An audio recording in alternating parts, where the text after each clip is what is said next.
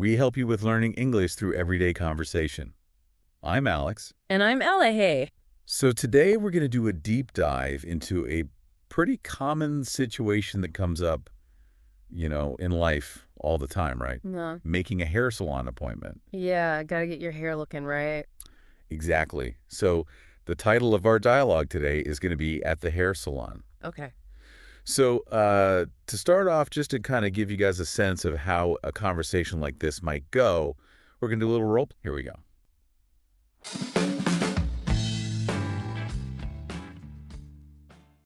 I really need to get my hair done. It's getting too long. Why don't you try the new salon downtown? I heard they have really skilled stylists. That sounds like a good idea. Do you have their number? I don't. But we can look it up online. What kind of hairstyle are you considering? I'd like to get a trim and maybe some highlights. I want something that's easy to maintain. That's a good choice for the summer. Yeah, I hope so. Look, I found their website. They have a gallery of hairstyles, too. Great.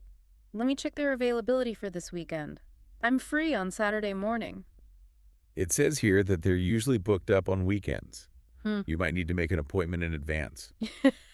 You're right. I'll call them now and see if they have any openings.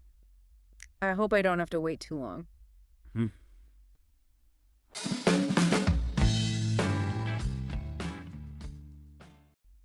So that was our little dialogue at the hair salon. Now let's unpack some of the words and phrases that we use there that can really help with your English learning. Right. Some really good everyday vocabulary in there. Yeah. So why don't we start with you, Ella? Oh, sure. So one of the first words that came up in the dialogue was trim, when I said, I'd like to get a trim. So a trim basically means to cut a little bit of your hair off just to neaten it up, make it look a bit tidier, But like just a little cleanup. Not a Well, huge. not a huge change. Is a little bit. Exactly. So trim means just to cut a little bit of the hair. Yeah. And another word that came up was highlights. I mentioned that I'd like to maybe get some highlights. So highlights are basically when you dye some pieces of your hair a lighter color than the rest of your hair, just to add a little bit more brightness and dimension. Yeah, it's a way to change up your look without doing something too crazy. Exactly. Like dyeing your whole head or something like that. Yeah. It's just some little streaks of color. Yeah. And I also said that I'd like a hairstyle that's easy to maintain. To maintain something means to keep it in good condition without too much effort. So I'm basically looking for a hairstyle that's pretty low maintenance. You don't want to spend hours in the bathroom. Exactly. It's got to be quick and easy. So that's maintain, keep something in good condition. Right.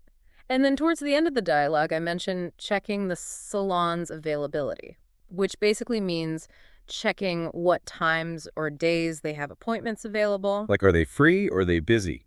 Yeah, exactly. So if they have good availability, it means it's probably easy to get an appointment. If their availability is limited, then you might have to wait a little bit longer. Right. And unfortunately for you, Ella, in that dialogue, the salon was booked up on the weekends. Yeah, that's what you said. So booked up basically means all of their appointment slots are full. There are no more times available. Yeah, so if a hotel is booked up, you can't get a room. If a restaurant is booked up, you can't get a table.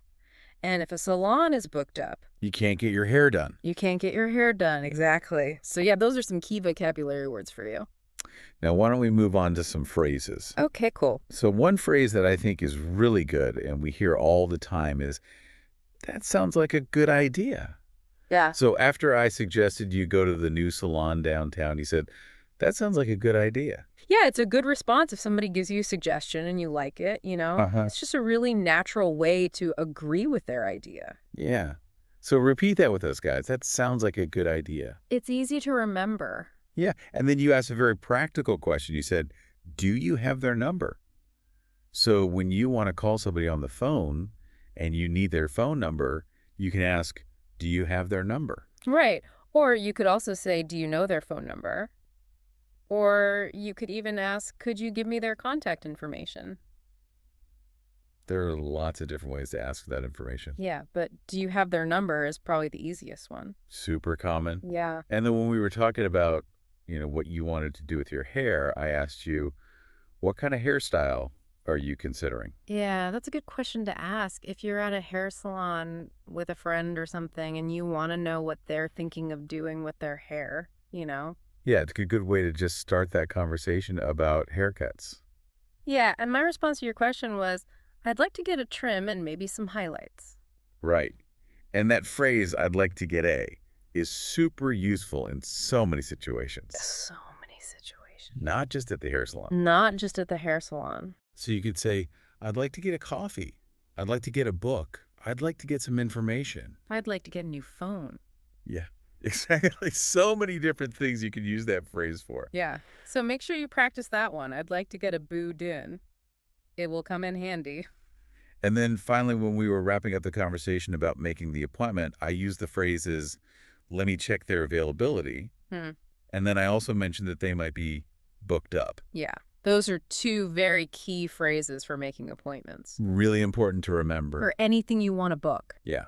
So now that we've gone over those important words and phrases, why don't we listen to that dialogue one more time? Yeah, that's a good idea. And this time, really try to listen for those words and phrases that we talked about. It'll help you to remember them and to understand how they fit into a natural conversation. All right, let's do it. I Okay. really need to get my hair done. It's getting too long. Why don't you try the new salon downtown? I heard they have really skilled stylists. That sounds like a good idea. Do you have their number? I don't, but we can look it up online. What kind of hairstyle are you considering? I'd like to get a trim and maybe some highlights. I want something that's easy to maintain. That's a good choice for the summer. Yeah, I hope so. Look, I found their website. They have a gallery of hairstyles, too. Great. Let me check their availability for this weekend. I'm free on Saturday morning. It says here that they're usually booked up on weekends. You might need to make an appointment in advance. You're right. I'll call them now and see if they have any openings. I hope I don't have to wait too long. All right, so that was our dialogue one more time. Right. Hopefully you were able to hear all those useful phrases and words. Yeah. So just to quickly recap what happened in that conversation. Ella wanted to get a trim and some highlights. She wanted to go on Saturday morning, but she realized she'd probably have to call in advance to check their availability because they're often booked up on weekends. Yeah. So remember, guys, some of those key phrases, if you want to suggest a place to someone, you can say, why don't you try? If you're talking about getting your hair cut, you can ask, what kind of hairstyle are you considering? And when you want to say what you want, you can use that really useful phrase, I'd like to get. And don't forget to check a place's availability before you go because they might be booked up. Absolutely. So now that you've listened to us talk about this, think about a time that you needed to make an appointment for something. It could be for anything, a doctor's appointment, a restaurant reservation, anything at all. And think about how you could use some of those phrases that we practiced today. What would you ask? What would you say? That's a great point to think about and practice your English with. And if you liked this deep dive and you found it useful for your English learning journey, make sure to subscribe and like so you don't miss out on any of our future episodes. Yeah, we're always here to help. Thanks for joining us today on the deep dive. See you next time for another deep dive. Bye. Thanks for joining the conversation here at Kaz English. We hope you found it fun and informative. Don't forget to check out kazapp.uk. That's kazapp.uk for more tips, resources, and interactive practice. Keep exploring, keep chatting, and we'll catch up with you again soon.